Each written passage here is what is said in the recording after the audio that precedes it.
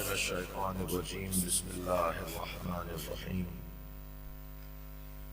الحمد لله الذي لا يبلغ مدحته القائلون ولا يحصي نعماءه العادون ولا يعدي حقه المجتهدون الذي ليس لصفته حد محدود ولا نعت موجود ولا وقت معدود ولا أجل ممدود فطر الخلائق بقدرته ونشر الرياح برحمته والصلاة والسلام على الرسول المسدد المصطفى الأمجد المحمود الأحمد سيدنا ومولانا ومولى الكونين جد الحسن والحسين معاني أبا القاسم محمد اللهم صل عليه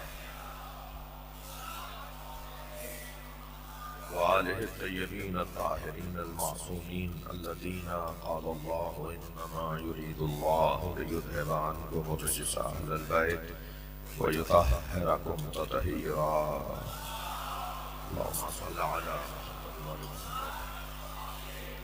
ولعنة الله على أعدائهم أجمعين من يوم عداوتهم إلى قيام يوم الدين أما بعد قال الحكيم في قرآن الكريم بسم الله الرحمن الرحيم هل أتى على الإنسان حين من الدهر لم يكن شيئا مذكورا إنا خلقنا الإنسان من نطفة أمشاج نبتليه فجعلناه سميعا بصيرا إنا هديناه السبيل إما شاكرا وإما كفورا صلوات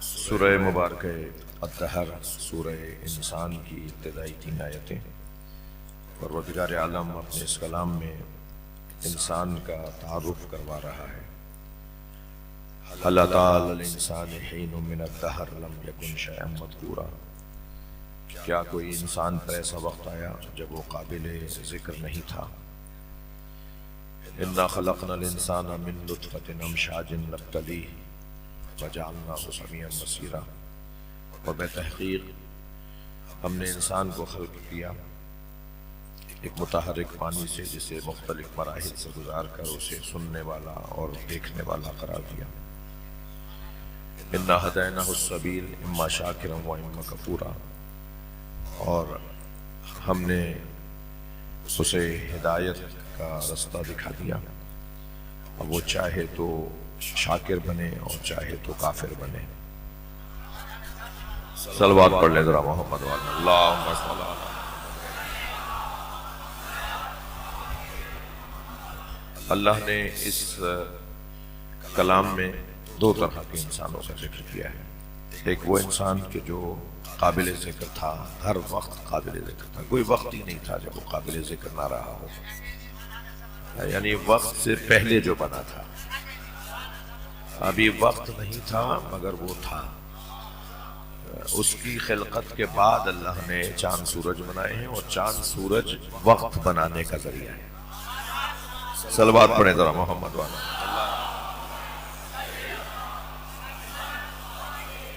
چاند اور سورج کی چاند سے مہینوں کو طے کیا جاتا ہے چاند سے مہینوں کو طے کیا جاتا ہے اور سورج سے دنوں کو طے کیا جاتا ہے تو دن اور پھر دن پہلے ہے یا مہینہ پہلے ہے دن پہلے نا تو اس لیے سورج پہلے ہے چاند بعد میں اور قرآن بھی جب چاند اور سورج اور چاند کی بات کرتا ہے تو اللہ کہتا ہے والشمس وضحاها قسم ہے سورج کی جب وہ چمکتا ہے والقمر اذا تلاہا اور قسم ہے چاند کی جو اس کے پیچھے چلتا ہے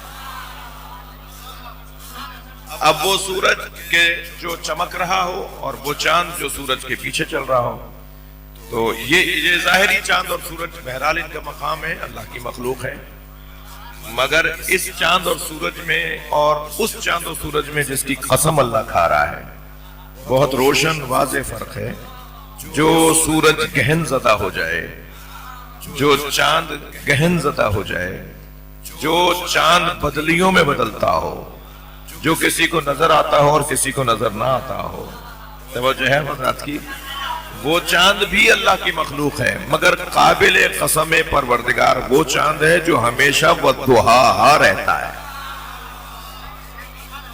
والشمس وضحیٰ، صرف ایک سورج ہے جو ہمیشہ چمکتا رہتا ہے، یعنی جو سورجوں کا سورج ہے، جو ہر ایک کے بننے سے پہلے کا کیا وجود ہے، اور صرف ایک چاند ہے جو سورج کے پیچھے چلتا ہے، جسے قمر آل محمد کہا جاتا ہے۔ جی اچھا، اب آپ دیکھیے بات آ گئی ہے تو ایک حسین بات ہے جو آپ کو آپ کے ایمان میں جلا کا کام کرے گی نا۔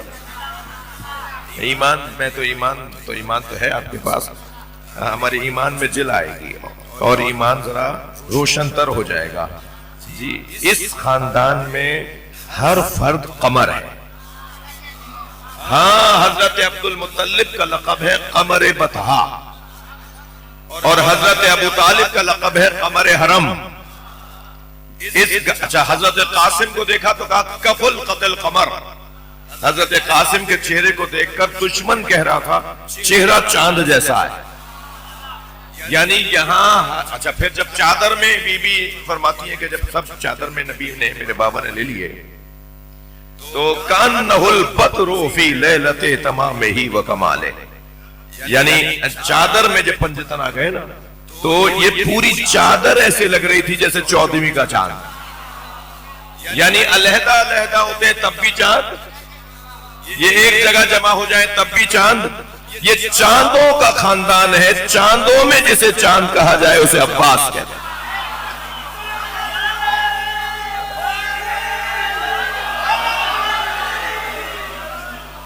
قمر بنی ہاشم، حضرت ابو الفضل عباس کا لقب۔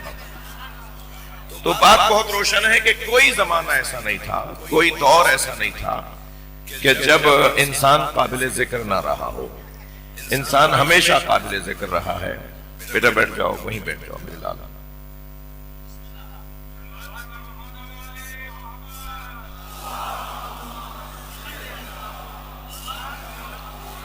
ایک اور بلند صلوات نبی کی طرف، اللہم صلی علی محمد۔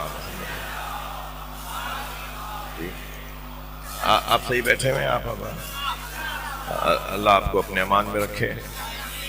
تو بات بہت روشن ہے، وہ انسان جو سب سے پہلے بنا، جو جب وقت بھی نہیں تھا، کوئی وقت ایسا نہیں تھا جب انسان قابل ذکر نہ رہا، کوئی وقت ایسا ہی تھا ہی نہیں۔ جب وقت بنا تو اس سے پہلے وہ قابل ذکر تھا۔ اب اور بات ہے کہ اس وقت صرف ذاکر اللہ تھا، صرف اور صرف ذکر کرنے والا اللہ کا وجود تھا۔ تو یہ انسان جو سب ایک علیحدہ انسان ہے، اور وہ انسان انا خلقنا الانسان من نطفۃ امشاج نبتلی، اور وہ انسان جو متحرک پانی سے بنا ہے، وہ ہماری بات ہو رہی ہے۔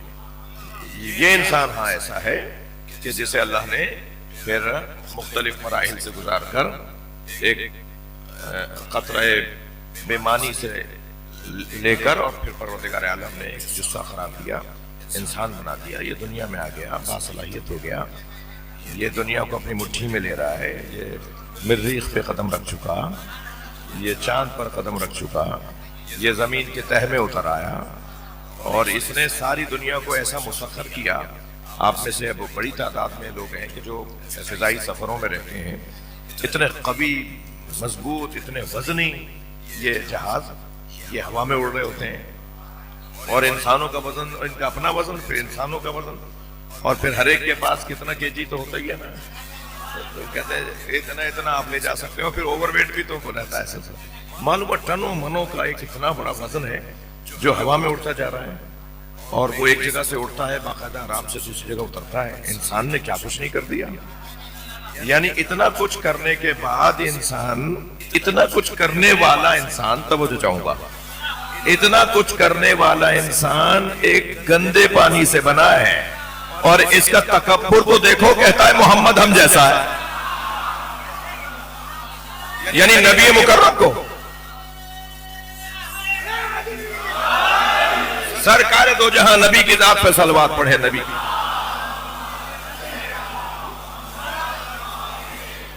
تو میرے عزیزوں، میرے محترم سننے والوں، آپ کے سامنے مضمون روشن ہے کہ انسان کی شناخت کی بحث ہے، انسان کو پہچاننا ہے، انسان ہے کیا۔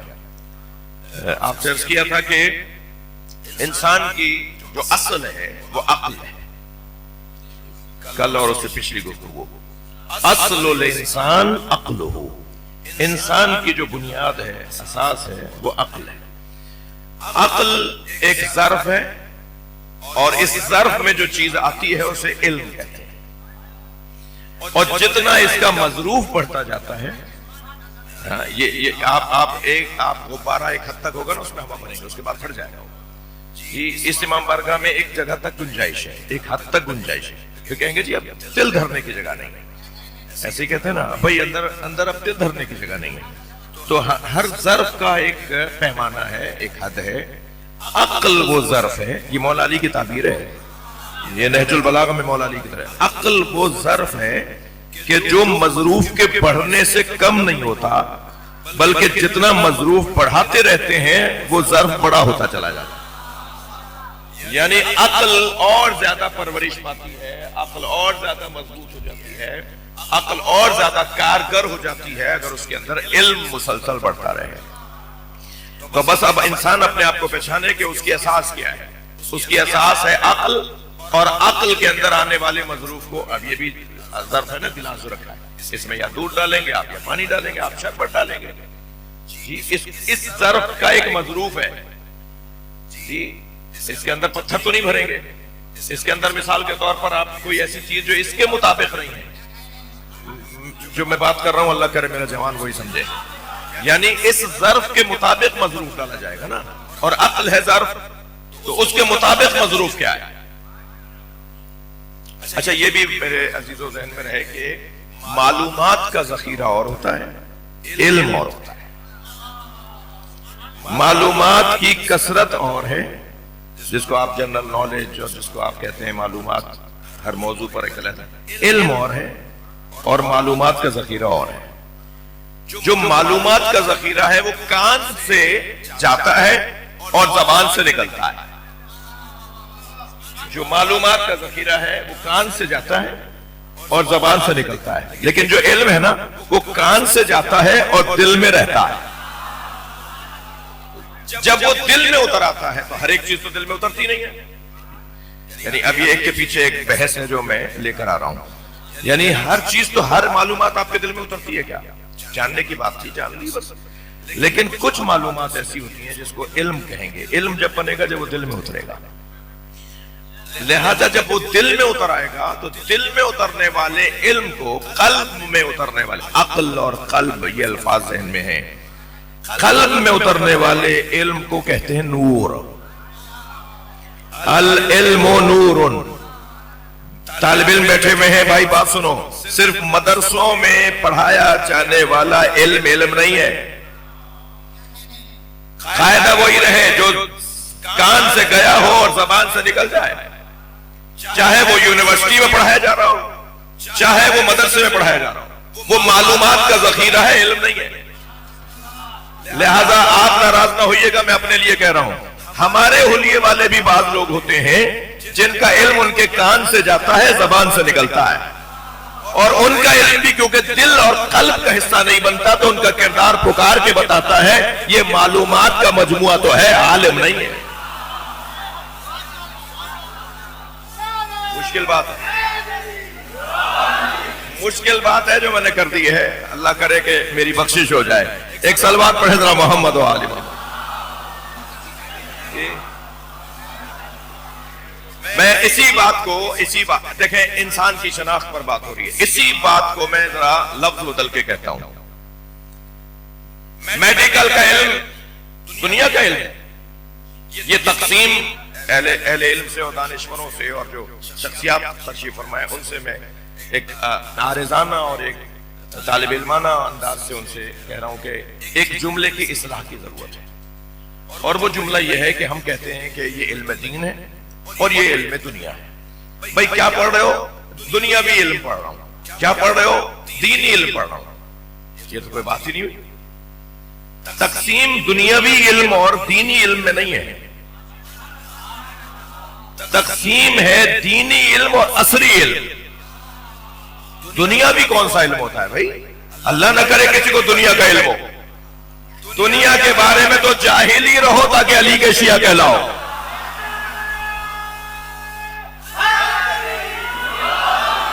اللہ کرے میری بات پہنچے جو میں کہنے جا رہا ہوں.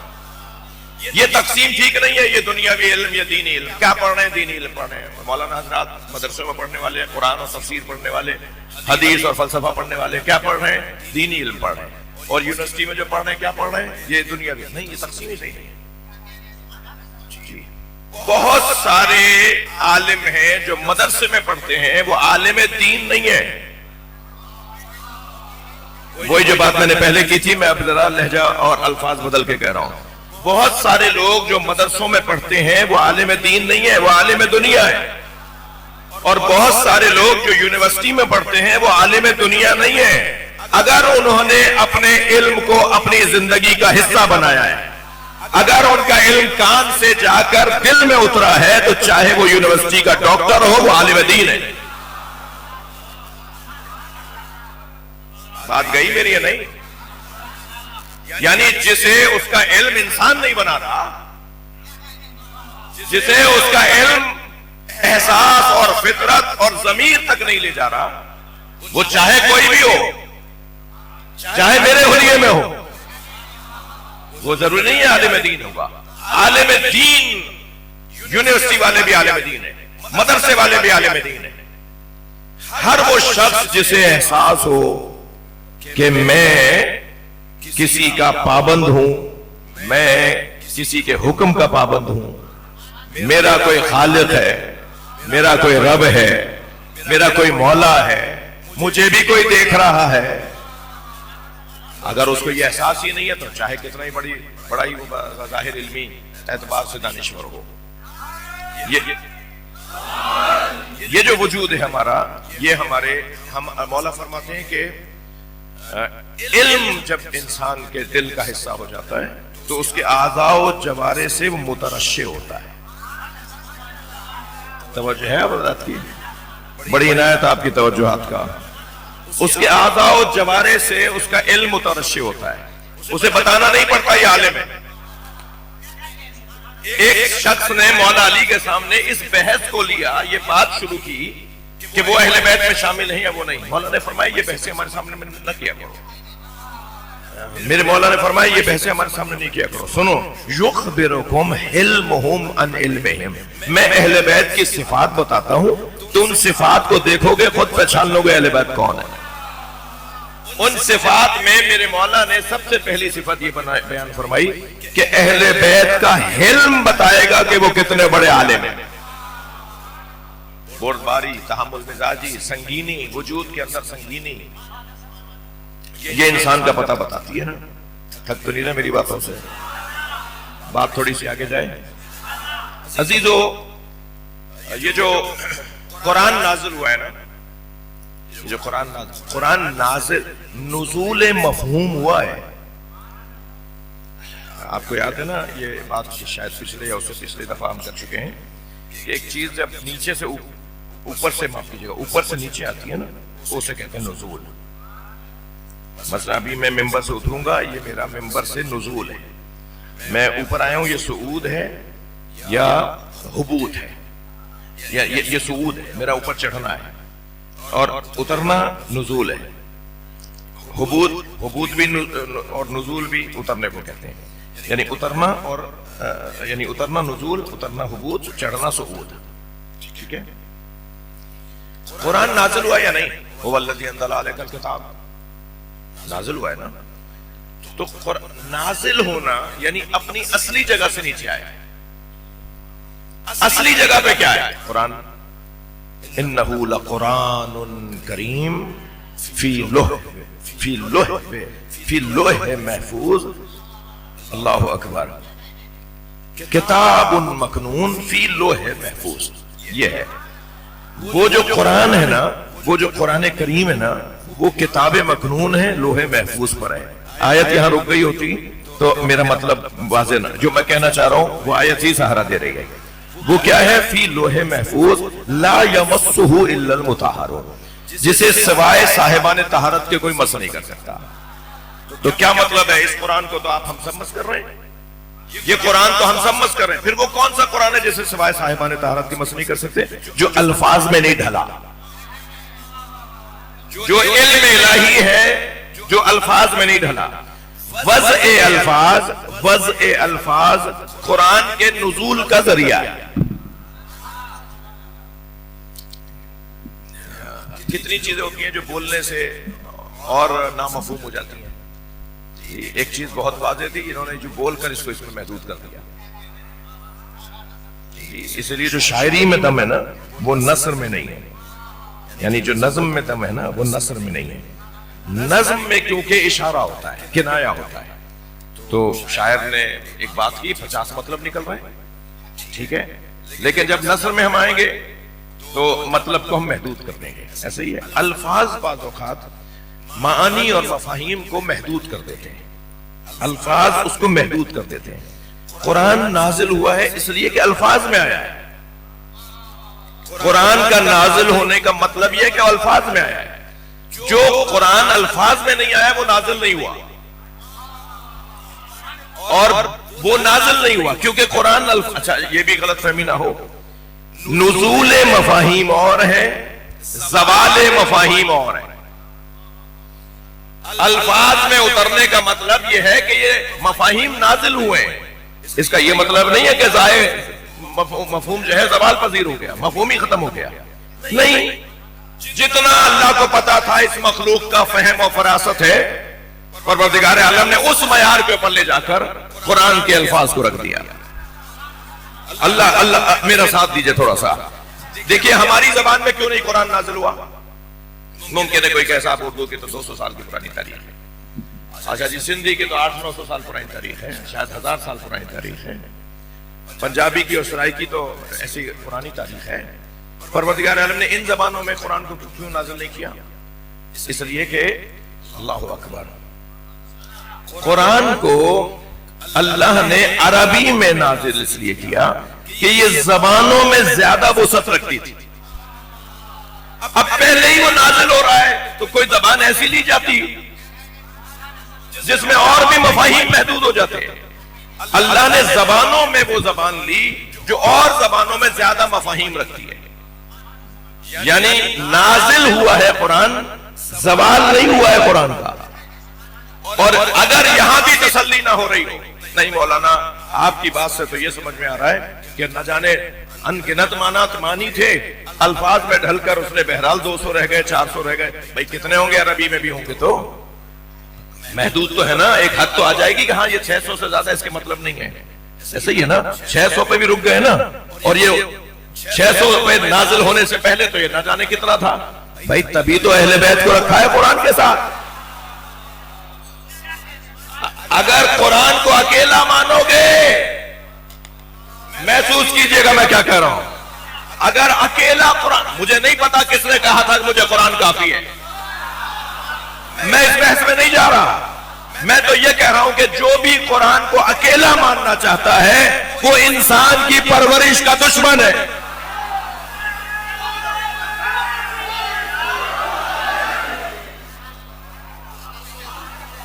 اس لیے کہ وہ قرآن جو الفاظ کی قید سے بالا تر ہے، جسے خود قرآن نے کہا ہے لا یمسہ الا المطہرون، وہ جو فی لوح محفوظ، وہ جو کتاب مکنون ہے، اس تک تو رسائی 14 کی ہے. اس تک تو رسائی سے 14 کی ہے. جب اچھا ممکن ہے کوئی کہے صاحب آپ نے قرآن تک رسائی نبی سے زیادہ بھی لوگوں کی ہے. بھائی مطہرون جمع ہے، ہاں مطہرون جمع ہے. اللہ نے خود جب 14 کو یاد رکھا تو امت کو کیوں نہیں رکھنا ہوگا؟ نبی مکرم سب سے پہلا ان مطہرون میں وجود ہے. سرکار کا وجود سب سے پہلا وجود ہے صاحبان طہارت خاندان میں. مگر ایک نبی مکرم نہیں، نبی کے ساتھ اور مطہرون بھی ہیں. نہیں سمجھ میں آ رہی بات تو چادر تطہیر سنا دی جائے، آیا تطہیر کو سنا دیا جائے. یہ جو نبی نے چادر میں لے کر کہا نا کہ یہ ہے صاحبان طہارت، تو یہی تو ہے جو قرآن تک رسائی رکھتے ہیں. تو قرآن اگر اہل بیت کے بغیر لیں گے تو ہم محدود قرآن لیں گے، وہ بھی بڑا ہمارا کارنامہ ہوگا جی، جو 600 معنی تک بھی پہنچ جائے گا. لیکن جب علم الہی کو لامحدود مانتے ہیں تو قرآن تو علم الہی ہے، اسے وہی سمجھ پائے گا جس کی رسائی وہاں تک ہے. اور تھک گیا آپ میری بات.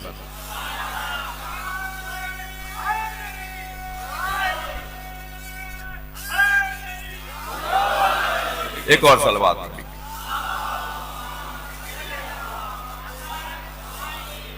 اس سے بلند صلوات.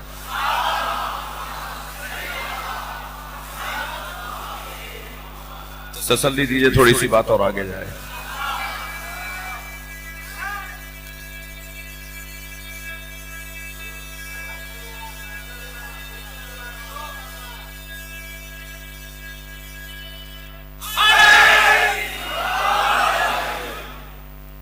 پسینے کے ساتھ کا تحریر تک بھی آتے ہیں.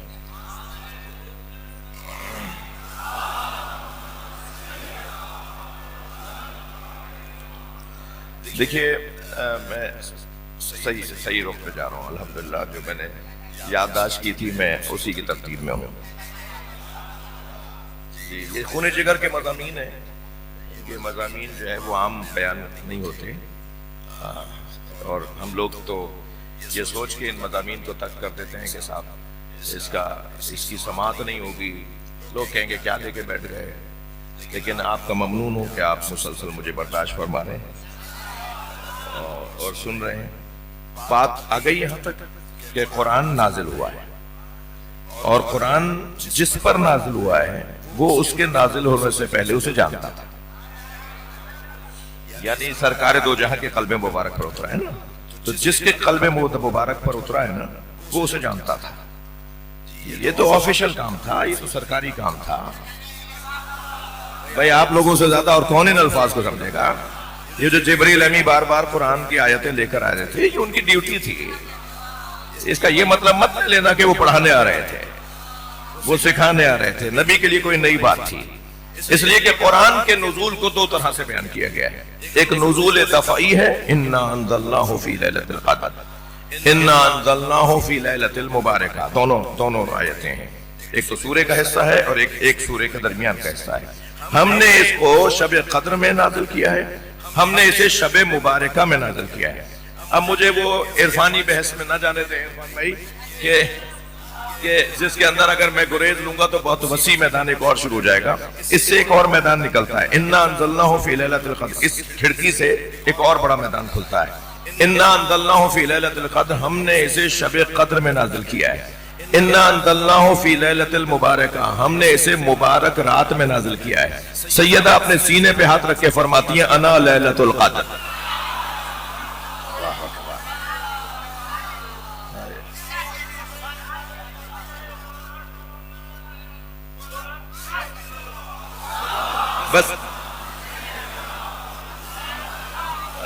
بس آپ اب تک یہاں اتنا ہی کافی ہے کہ یعنی ہم اس باب میں جائیں گے تو ایک اور باب کھلے گا کہ شب قدر سے مراد کون ہے. وما ادراک ما لیلۃ القدر، تمہیں کیا پتا کہ فاطمہ کیا ہے؟ لیلۃ القدر خیر من الف شہر. یہ جو فاطمہ ہے نا یہ 1000 مہینوں سے افضل ہے.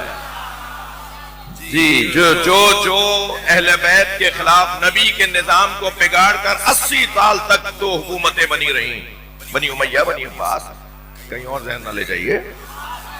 یہ جو دو حکومتیں بنی رہیں نا 80 سال تک بنی رہی ہیں، اور 1000 مہینوں کو گنیں گے تو تقریباً 80 سال بنتے ہیں. یعنی اگر بڑی بڑی دو حکومتیں بھی چلیں گی نا، فاطمہ کا ناراض ہونا سب کو برباد کر دے گا.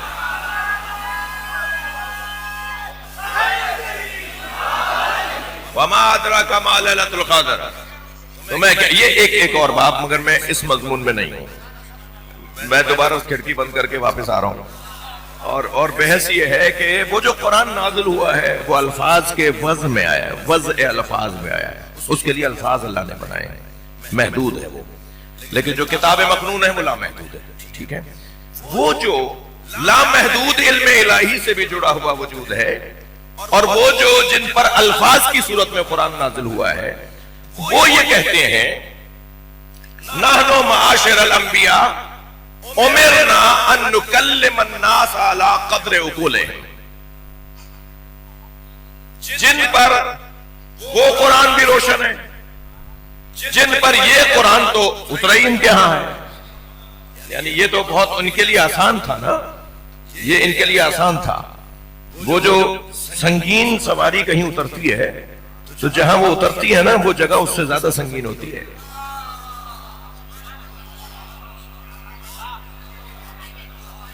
اس عمارت کو اگر 10 منزلہ لے جانا ہے نا تو اس کی بنیادوں کو 10 منزلہ عمارت کے مطابق بنایا جائے گا، ورنہ اگر 2 منزلہ عمارت کی بنیاد پر اس کے تصور پر بنیاد رکھی گئی ہو تو تیسری منزلہ جب ڈالی جائے گی، تیسری منزل جب ڈالی جائے گی تو یہ پہلی کو بھی لے ڈوبے گی۔ وہ جتنا وزن بڑھتا جائے گا نا اتنی بنیادیں مضبوط ہونا ضروری ہے۔ اگر قرآن مجید کا وزن اتنا ہے کہ یہ پہاڑوں پر اترتا تو پہاڑ ریزہ ریزہ ہو جاتے، تو ماننا پڑے گا جس دل پر اترا ہے وہ اس سے زیادہ مضبوط ہے۔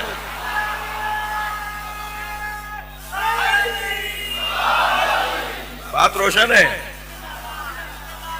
جی جی جی۔ اب یہ جو قرآن الفاظ کی صورت میں ان پہ اترا یہ تو اس سے بھی زیادہ سنگین تھے، اور یہ وہ بھی جانتے ہیں۔ اب جب وہ بھی جانتے ہیں اور یہ بھی جانتے ہیں، علم الہی کا، علم الہی رکھنے کی جگہ یہ گھرانہ ہے۔ علم الہی محدود نہیں ہے تو انہیں کیسے محدود مانیں گے؟ علم اس کی ذات ہے یا نہیں؟ بھئی توحید سن لو نا مجھ سے۔ علم اللہ کا اس کی ذات ہے یا نہیں؟ اس کی ذات اس کا علم ہے یا نہیں؟ ہم اللہ کی صفات اور ذات کے علیحدگی کے قائل نہیں ہیں۔ یہ جو ممبر ہے نا جو اہل بیت کی توحید ہے، جو اہل بیت نے توحید عطا کی ہے، اہل بیت نے جو توحید عطا کی ہے اس کے مطابق اس کی ذات اور اس کی صفت 2 چیزیں نہیں ہیں۔ یعنی جو حی ہے وہی اللہ ہے، جو قادر ہے وہی اللہ ہے، جو عالم ہے وہی اللہ ہے، جو اللہ ہے وہی حی ہے، جو اللہ ہے وہی قادر ہے، جو اللہ ہے وہی عالم ہے۔ یہ ہم نے سمجھ لیا ہے کہ فلاں عالم ہے، فلاں عالم ہے، عالم صرف اللہ ہے۔ تو جب اس کی صفت اور اس کی ذات ایک ہے، رضوان بھائی آج آپ کے اندر کولنگ بہت اچھی نہیں ہے، یا میری مطالب کی گرمی، مجھے مطالب کی بھی تو گرمی ہے نا، ان مفاہیم کی بھی گرمی ہے۔ ایک صلوات اور پڑھیں۔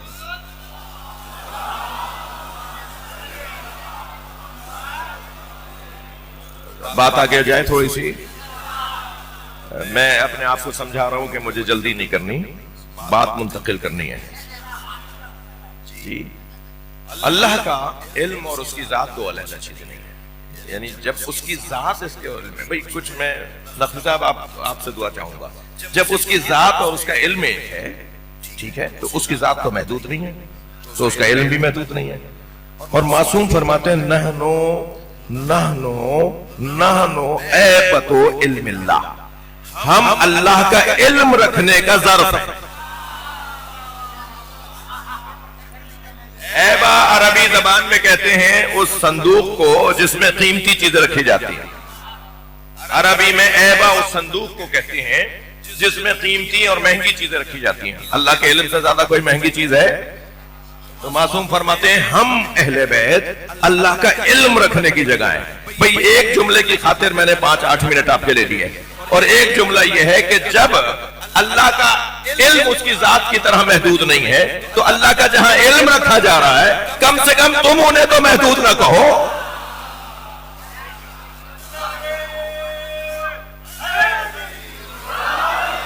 اللہ انہیں محدود کہ ہے، وہ اللہ اور ان کا رشتہ ہے، اس لیے کہ اللہ لامحدود ہے، اس کے علاوہ تو اب اگر وہ لامحدود، اس کا علم لامحدود، جہاں وہ علم رکھا جا رہا ہے اسے ہم محدود کیسے مانیں گے؟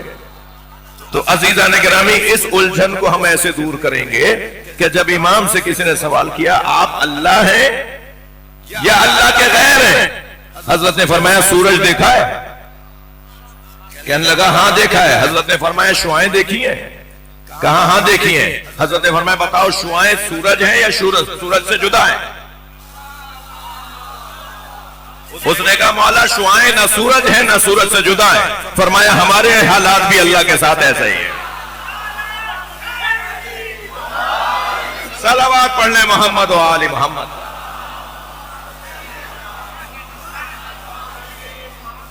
بڑی بڑی عنایت، بہت مشہور. اب وہ علم رکھنے والے لوگ جن کے پاس اللہ کا علم ہے، جو علم اللہ کا رکھنے کی جگہ ہیں، یعنی وجود ان کا، وہ یہ فرما رہے ہیں کہ نحن معاشر الانبیاء، ہم انبیاء سے اور پھر ہم ائمہ سے، کیونکہ یہ الفاظ ائمہ اہل بیت سے بھی نقل ہیں، ہم اہل بیت سے، ہم انبیاء سے، ہم ائمہ سے، ہم آل نبی سے، ہم سے اللہ نے یہ کہا ہے، امر ہمیں کیا ہے کہ نکلم الناس علی قدر عقولہم، لوگوں سے ان کی عقلوں کے مطابق بات کرو.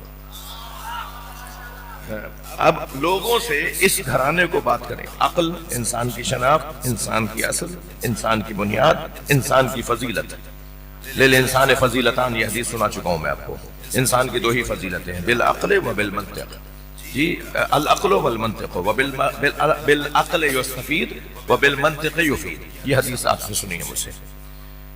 تو یہ اصول کافی میں ہمارے یہاں ائمہ اہل بیت کی حدیث ہے. یہاں حضرت فرما رہے ہیں، یہ بھی اصول کافی میں حدیث ہے جو میں نے ابھی آپ کو سنائی، کہ ہمیں حکم یہ دیا گیا ہے کہ لوگوں سے ان کی عقلوں کے مطابق بات کرو. تو اگر وہ لوگوں سے ان کی عقلوں کے مطابق بات کرتے تھے، حکم ہے، تو اس کا مطلب یہ ہے کہ اگر 100 لوگ انہیں سن رہے ہوتے تھے تو وہ مختلف فہم و فراست والے، مختلف عقل والے، ایک بات کو کیسے ایک ساتھ اتنے لوگوں تک پہنچایا جاتا ہوگا. سوال اور بہتر کرتا ہوں، یعنی ایک بات فرما رہے ہیں 10 لوگوں سے، تو 10 کی تو عقلیں مختلف ہیں. ادھر کہا جا رہا ہے عقل کے مطابق بات کرو، ادھر انہیں حکم ہے کہ لوگوں سے عقل کے مطابق بات کرو، اور سب کی عقلیں تو ایک جیسی ہیں نہیں. تو کیا مطلب ہے اس کا؟ اس کا مطلب یہ ہے کہ جب وہ بولتے تھے، اللہ اکبر، اسے اصول کافی کی شرح کرنے والے علماء نے اور حدیثوں سے اس کی شرح کی ہے. جب وہ فرماتے تھے تو ہر شخص اپنی عقل کے مطابق لیتا تھا. اگر بہت بڑا عالم ہوتا تھا تو اسی بات کو سنگین لیتا تھا، اور اگر کم عالم ہوتا تھا تو اپنے حساب سے اسے لیتا تھا. جیسے ائمہ کے فرامین ہر ایک کے کام آنے کے فرامین ہیں، اس فرمان سے ہر ایک کو کوئی نہ کوئی فائدہ ہوتا ہے، ایسے ہی قرآن اللہ کا کلام، اس سے ہر ایک کو کوئی نہ کوئی فائدہ ہو رہا ہوتا ہے. ایک ظاہر پر ہی کہتا ہے یہی بہت ہے میرے لیے، ایک اس کی ایک سطح تک اور چلا جاتا ہے، ایک باطن میں چلا جاتا ہے، ایک دوسرے باطن میں چلا جاتا ہے، ایک تیسرے باطن میں چلا جاتا ہے. ہمیشہ بولنے کے لیے الفاظ کا بولنا ضروری ہے کیا؟ بعض اوقات تو ایک اشارہ ہوتا ہے جو سمندر عطا کرتا ہے، بعض اوقات پوری کتاب بھی لوگوں کو علم نہیں دے پاتی. تو اب یہ جو ائمہ اہل بیت بات کرتے ہیں، وہ لوگوں کی عقلوں کے مطابق بات کرتے ہیں. یہ ان کا دیا ہوا نظام ہے، قاعدہ ہے. مگر عزیزو، ہم سے جب وہ بات کرتے ہیں تو ہماری عقل کے مطابق بات کرتے ہیں. ان کی عقل کس معیار کی ہے؟ یہ جو بولے ہیں یہ تو ہمارے لیے بولے ہیں، ان کا کیا مقام ہے؟ سوال دوبارہ بڑھاتا ہوں، یعنی ہماری عقل کا پتہ تو ان کے بولنے سے ہو رہا ہے، ان کا مقام فہم و فراست کیا ہے؟ معرفت کا ایک جملہ کہہ دوں، جب وہ ہم سے بولتے ہیں تو ہماری عقل کے مطابق، اور جب اللہ سے بولتے ہیں تو اپنی عقل کے مطابق.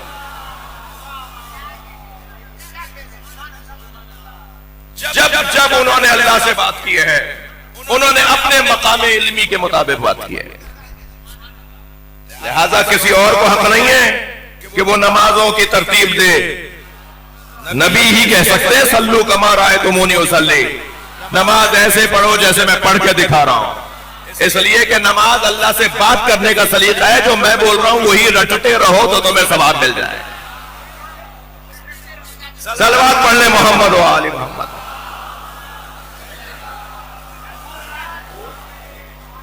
وہی پڑھ دو جو میں نے پڑھا ہے.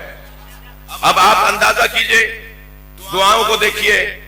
دعائے عرفہ کا ذرا، مولا امام حسین کی دعائے عرفہ اگر آج میں اور آپ پڑھنے بیٹھیں تو عزیزو ہم روانی سے نہیں پڑھ پائیں گے. حسین ابن علی نے فی البدی اللہ کی بارگاہ میں اس سے باتیں کی ہیں. فرما رہے ہیں ملذی، اللہ اکبر، ماذا فقدک من وجدک، اس نے کیا کھویا جسے تو مل گیا.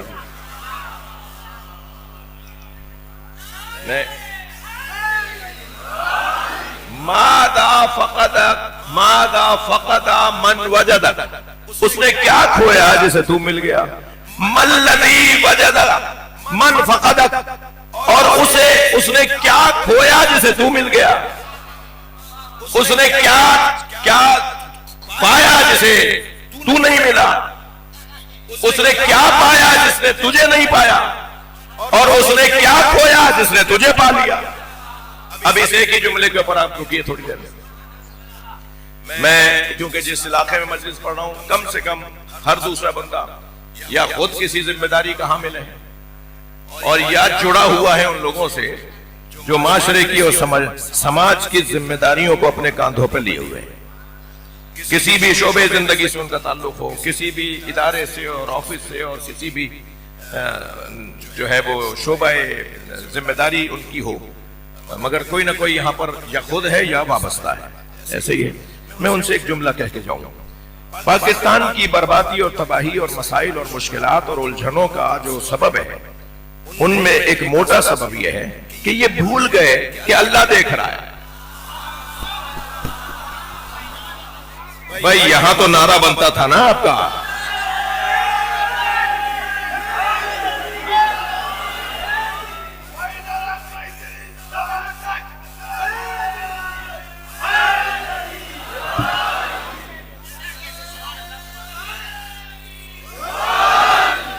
بھائی فیاض بھائی آپ نعرہ لگائیں گے تو اور مجھے اچھا لگے گا.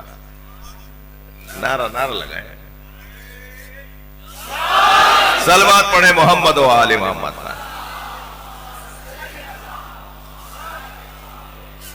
بات روشن ہے میری. امام حسین کا پیغام یہ ہے کہ تمہیں اگر اللہ مل گیا ہے تو کسی شے کے کھونے کا دکھ نہ کرو. اللہ کو راضی کرنا ہے بس. اور اگر تمہیں اللہ نہیں ملا تو پھر سب کچھ بھی مل جائے تو کیا ملا. یہ امام حسین فرما رہے ہیں اگر ہم اپنے اللہ کو راضی نہیں کر پا رہے، اللہ کو ہی راضی نہیں کر پائے، تو ساری دنیا تمہیں مل جائے تو کیا ملا. اور کچھ بھی نہ ملا ہو اور اللہ راضی ہو. مجھے آپ بتائیے کچھ بھی نہیں ملا امام حسین کو مگر اللہ راضی تھا. آج بتائیے حسین کے نام کے بغیر کوئی دنیا کا بیدار دماغ زندہ ضمیر نہیں ہے جس کا ایک دن بھی گزرتا ہو. جس مولا کی قبر کو 100 سال تک تو سائبان بھی لگانے نہیں دیا گیا. واقعہ کربلا کے 100 سال بعد تک امام حسین کی قبر پہ سایہ نہیں تھا. جی قبر کو مسمار کرنے کے لیے ہل جوتے جاتے تھے، بیلوں کو تیار کیا جاتا تھا کہ قبر کے اوپر وہ ہل چلا دیے جائیں تو قبر کا نشان ختم ہو جائے، یہاں فصل اگا دی جائے. مگر جیسے ہی وہ جانور قبر امام حسین کے قریب جاتے تھے، ان کے چلانے والے لکڑیاں مار مار کے لکڑیاں توڑ دیتے تھے مگر وہ پیر نہیں اٹھاتے تھے. امام حسین کی قبر پہ ان جانوروں نے پیر نہیں رکھے. پھر ہوا کہ حسین کی قبر پر پانی چھوڑ دیا جائے تو نہر کا رخ موڑا گیا کہ ایسے نہر کاٹ دو، یہاں سے پانی آئے گا، یہ قبر بہہ جائے گی. ہیں واقعات ہیں، پچھلے سالوں میں سیلاب آئے، بڑے بڑے قبرستان کھل گئے، قبریں ختم ہو گئیں، جنازے بہہ گئے، ہڈیاں ملی ہیں بعض جگہ پر. ہمارے ملک میں امام حسین کی قبر کی طرف نہروں کے رخ موڑ دیے گئے مگر پانی جب امام کی قبر کے پاس جاتا تھا رستہ بدل دیتا تھا. رستہ بدل دیتا. تاریخ حرم امام حسین جو میں باتیں کر رہا ہوں نا، یہ تاریخ حرم امام حسین کا بیان ہے کہ امام حسین کے حرم کی تاریخ کیا ہے، یہ قبر کیسے یہاں تک پہنچی ہے. آج جو مزار ہے نا، یہ بڑے بڑے آزمائشوں اور امتحانوں کے بعد، مگر کیونکہ اللہ کا ارادہ ہے، حسین نے اللہ کو پا لیا، ساری دنیا ایک طرف ہو جائے. اب حسین کے ساتھ تو اللہ کی طاقت ہے.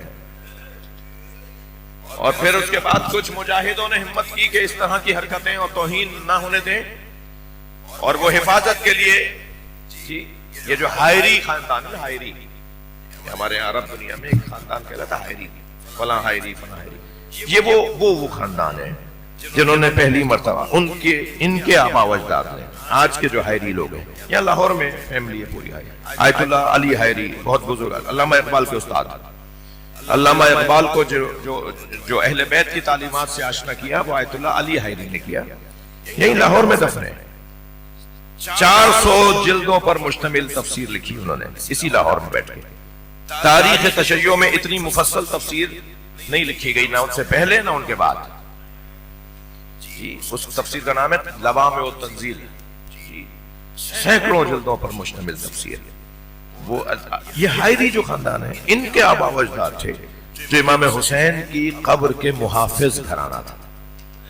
انہوں نے اپنے وطن کو چھوڑا اور کربلا گئے، اور کربلا میں امام کے حرم کے قریب آ کے اپنی جھگیاں بنا لی، اپنی جھونپڑیاں بنا لی کہ یہاں کوئی امام حسین کی قبر پر آ کر اگر بے ادبی کرے گا تو ہم اس کی حفاظت کریں گے۔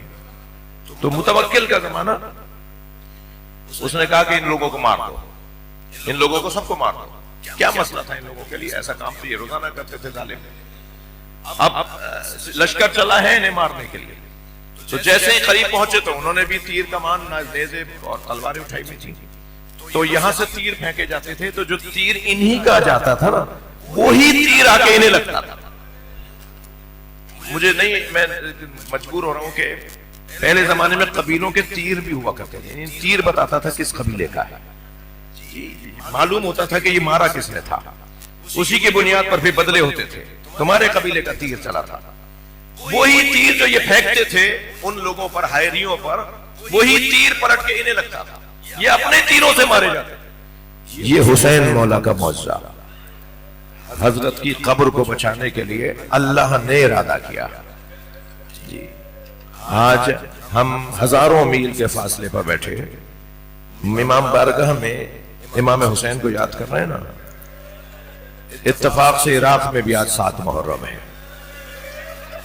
وہاں بھی ایک شہزادے کی مہندیاں اٹھائی جا رہی ہیں۔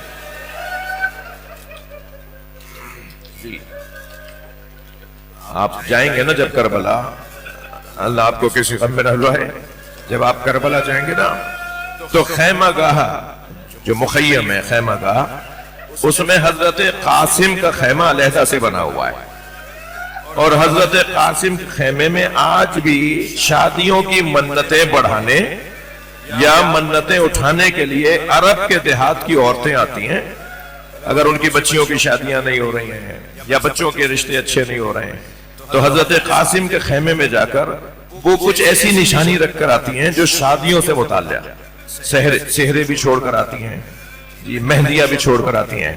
اب سوال تو یہ ہے کہ کربلا میں شادی تو نہیں ہوئی، صرف ایک آرزو تھی جس کا اظہار کیا گیا، اور آرزو یہ تھی کہ امام حسن چاہتے تھے کہ ان کا بیٹا ہو اور حسین کی بیٹی ہو۔ امام یہ چاہتے تھے کہ ہم دونوں بھائیوں کے بچوں میں شادیاں ہوں۔ یہ حضرت عبداللہ شاہ غازی، میری بڑی آبرو ہے، میری بڑی آرزو ہے کہ ہم کم سے کم شب عاشور یا شام غریبہ میں حضرت قاسم کے پوتے کو جا کے سلام کریں۔ یہ حضرت قاسم کے بھائی حضرت حسن مثنیٰ کے پڑپوتے ہیں۔ حضرت قاسم سے جن کا عقد ہونا تھا نا بی بی کا، بی بی فاطمہ کبریٰ کا طے تھا کہ حضرت قاسم سے جن کا عقد ہوگا، ان سے تو عقد نہیں ہوا نا، حضرت قاسم تو شہید ہو گئے، تو پھر حضرت قاسم کے بھائی سے حضرت فاطمہ کبریٰ کا عقد ہوا، اور ان کے یہ پڑپوتے ہیں۔ یعنی آج 7 محرم کو، زیادہ دور تو نہیں ہے نا یہاں سے، تو اپنی آوازوں کو اتنا آزاد رکھیے گا، کیا معلوم کہ آپ کی آوازیں حضرت عبداللہ شاہ غازی کے مزار تک پہنچ جائیں۔ یہ واحد شہید ہیں حضرت قاسم کہ جنہیں امام حسین نے رخصت کرتے وقت گلے لگا کے اتنا گریہ کیا کہ مقتل یہ کہتا ہے کہ دونوں غش کھا کے زمین پہ گر گئے۔ کسی شہید کے ساتھ امام حسین نے اس انداز سے اس شہید کو، اس مجاہد کو رخصت نہیں کیا۔ جب آ کے کہا نا کہ چچا مجھے جانے کی اجازت دے، تو امام فرماتے تھے قاسم اپنی ماں کا سہارا ہو، واپس چلے جاؤ۔ پھر آتے تھے، پھر بھیج دیے جاتے تھے۔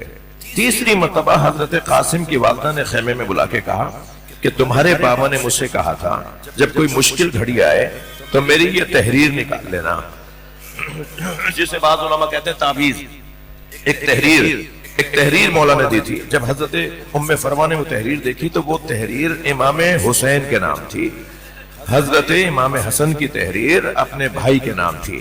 جناب ام فروا نے جناب قاسم کو ساتھ لیا، امام حسین کے سامنے جا کر ایک مرتبہ وہ تحریر بڑھا دی۔ امام حسین نے اپنے بھائی کی تحریر کو دیکھ کر آنکھوں سے لگایا، اسے کھول کر جب پڑھا تو اس میں لکھا تھا اے حسین کربلا میں میں نہیں رہوں گا، میں کربلا میں نہیں ہوں گا، میری جانب سے میرے قاسم کو قبول کر لینا، اسے قربان ہونے کے لیے اسے اجازت دے دینا۔ امام نے یہ خط پڑھ کر گلے سے لگا کر حضرت قاسم کو اتنا گریہ کیا، واحد مجاہد ہے جسے گریہ کر کر کے رخصت کیا۔ اور صرف گریہ نہیں کیا، سب مقتلوں نے لکھا ہے کہ حضرت امام حسین غش کھا کے زمین پہ گر گئے، امام حسین بھی غش کھا گئے، حضرت قاسم بھی غش کھا گئے۔ جناب زینب نے آ کر افاقہ دیا۔ اب میں نے کہہ تو دیا جب کوئی بے ہوش ہو جاتا ہے تو اس کے منہ پر پانی کے چھیٹے ڈالے جاتے ہیں نا، اب یہاں تو پینے کو پانی نہیں ہے، کیسے جناب زینب نے افاقہ دیا ہوگا؟ سرہانے بیٹھ گئی، بھائی کے سر کو آغوش میں لے لیا، آنکھوں سے جب آنسو ٹپکے تو امام حسین نے آنکھیں کھول دی۔ بھائی کہا اے میری بہن قاسم ہم سے جدا ہو رہا ہے۔ سب بہن اور بھائیوں نے اور سارے شہید مجاہدوں نے حضرت قاسم کو رخصت کیا، خود امام حسین نے اپنے ہاتھوں سے قاسم کو سجایا۔ ہاں زدارو کیسا سجایا، ایسا سجایا کہ جیسے کوئی دولہا بنایا جا رہا۔ رخصت کر دیا، میدان کربلا میں گئے، دشمن کا مقابلہ کیا۔ جب بہت دیر تک دشمنوں کو مارتے رہے، ارزق شامی کے 2 پہلوان بیٹوں کو مارا، پھر ارزق شامی جیسے پہلوان کو مارا، اور جب بڑے بڑے پہلوانوں کو اس جوان نے مار دیا تو پھر دشمن نے کہا اس سے اکیلے تن بتن جنگ نہ کرو، سب مل کر حملہ کرو، سب مل کر اس پر حملہ کرو۔ اب ایک مرتبہ سپاہی حلقہ تنگ کرنے لگے، ظالم آگے آنے لگے، حلقہ جب تنگ ہو گیا بالکل قریب آ گئے تلوار لیے ہوئے ظالم، تو ایک نے آواز دے کر کہا قاسم تمہارے جوتے کا تسمہ کھل گیا۔ حضرت قاسم نے جھک کر جب دیکھا تو ایک سر پر گرز آ کے لگا، آواز دی چچا میری مدد کیجیے گا۔ جب امام حسین نے قاسم کی آواز سنی، ذوالجناح پر جتنی اجلت سے ممکن تھا امام ذوالجناح پر آ کے بیٹھے، اور گھوڑا بہت تیز رفتاری کے ساتھ اس جانب جا رہا تھا جہاں حضرت قاسم اجر و کمال اللہ، جن کے مذہب میں رونا جائز ہے تکلف نہ کریں، امام کا ذوالجناح بہت تیز حضرت قاسم کی طرف جا رہا تھا۔ دشمن یہ سمجھا کہ حسین نے حملہ کر دیا ہے، تو یہاں کے گھوڑے وہاں اور وہاں کے گھوڑے یہاں آنے لگے، آواز آنے لگی چچا مدد کیجیے، چچا مدد کیجیے۔ جب امام کو لاشا ملا نا تو لاشا پامال ہو چکا تھا۔ مجھے جلدی نہیں ہے، 7 محرم ہے، مجھے نہیں پتا کہ میری آپ کی زندگیوں میں آئندہ یہ مجلس لکھی ہے نہیں لکھی۔ عزیزانو بہت بہت بہت سخت جملہ ہے جو میں کہنے جا رہا ہوں۔ حضرت قاسم واحد شہید ہے جس کا لاشا ایک جگہ سے نہیں ملا، مختلف جگہوں سے حضرت قاسم کے بدن کے ٹکڑوں کو جمع کیا۔ امام حسین لے کر آئے ہیں قاسم کو جیسے کوئی بارات آ رہی ہو، جیسے کوئی بارات لے کر آ رہا ہو، اور اگر آپ نے دیکھا ہو تو دولہا کے ہاتھ میں مہندی لگی جاتی ہے، اس مجاہد کے ہاتھوں میں اس خون کی مہندی ہے، اور اس کا بدن ایسے ہو گیا ہے جیسے سہرے کی لڑیاں ہوتی ہیں۔ ایک مرتبہ لے کر گلے سامنے بیویاں کھڑی ہیں، ساری بیویاں حضرت قاسم کے آنے کو دیکھ رہی ہیں، لیکن ان بیویوں میں بچے کی ماں نہیں ہے، ان بیویوں میں استقبال کر رہی ہیں اس بچے حضرت قاسم کی ماں نہیں ہے۔ تو امام حسین نے پوچھا بہن زینب بھابھی ام فروا کہاں ہے؟ فرمایا جب قاسم کے گرنے کی خبر آئی تھی تو ام فروا پوچھتے تھے خیمہ میں چلی گئے۔ اب جا کے جو خیمے کی پشت پہ دیکھا سجدے میں کر رہے، اور بیوی ام فروا پڑھ رہی ہیں شکرا شکرا، یا اللہ تیرا شکر ہے تو میں نے مروا قبول کر لی۔ جناب زینب کی آواز آئی اجر و کمال اللہ، تسلی کروائے، تسلی کروائے، حوصلہ کروائے، مجھے سے روز جو سنانا ہے۔ آواز آئی بھائیوں میں باپ کو حسین بلا رہے ہیں. بی بی وہاں سے آئی وہاں جہاں قاسم کا لاشا رکھا. ساری بیوی قاسم کے لاشے کے گرد کھڑی. سامنے امام حسین کھڑے تھے. بی بی لاشا کے قریب آئیں اپنے بچے کو غور سے دیکھا. امام حسین کو دیکھ کر کہا ہے میرے مولا حسین اپنا سر بلند کیجئے. اللہ نے آپ کو ایسا نتیجہ دیا جس نے آپ پر جان قربان کر دی. بس مجھے آپ میری ایک آرزو پوری کر گئے. مجھے قاسم کا قربان دے دے. جس کتے میں میرا بچہ مارا گیا ہے مجھے وہ قربان دے دے. امام نے نہیں فرمایا ابھی اس کتے کا کیا کریں گی جو چاچا ہو گیا گھوڑوں کی سموں سے ساتار ہو گیا. مگر ایک ماں کی آرزو تھی نا. کچھ ہی دیر بعد امام حسین نے بدن سے وہ کتے کے کار اتار کر وہ چاچا کرتا وہ پھٹا ہوا کرتا ایک مرتبہ سے اوپر فرما دے دیا. بیوی نے خیمے میں لے جا کے وہ کرتا بھر گیا. اور جب عصر عاشور خیمے میں لٹے تو سب لٹ گیا. لیکن جب یہ معاملہ حاصل ہو کے کوفہ سے شام گیا. شام میں زندان رہا. اور جب آزادی دی تو جناب زینب نے مطالبہ کیا ہمارے تبرکات واپس کرو ہماری چادریں واپس کرو. رو رہے ہیں نا ہکے نہیں رو رہے ہیں نا ہمارے میرے بھائی حسین کا لباس واپس کرو. اور مجلس میں چھوٹی چھوٹی بچیاں بھی آئی ہیں. جناب زینب نے فرمایا ہماری سکینہ کی بالیاں واپس تبرکات واپس آئے. ہر بیوی نے اپنی گٹھڑی اٹھائی ہے. حضرت ام فرما نے اپنی گٹھڑی سینے سے لگائی. یہ کام کربلا آیا اور کربلا سے پھر ایک مرتبہ مدینہ گیا. جب مدینہ پہنچی نا بس آخری جملے جب مدینہ پہنچی تو بار بار کہنے لگی میرا اونٹ جنت البقیع لے جاؤ. کہنے لگی میرا اونٹ جنت البقیع لے جاؤ. حضرت فرما کا اونٹ جنت البقیع لائے. قبر امام حسن کے برابر میں بیٹھی گٹھڑی کھولی خون بہا قربان نکالا امام حسن کی قبر پر پھیلا دیا اور آواز دے کر کہا ہے میرے والی تمہارے بچے کی بس نشانی لائی. قاسم نے وفاداری کا حق ادا کیا. یا حسین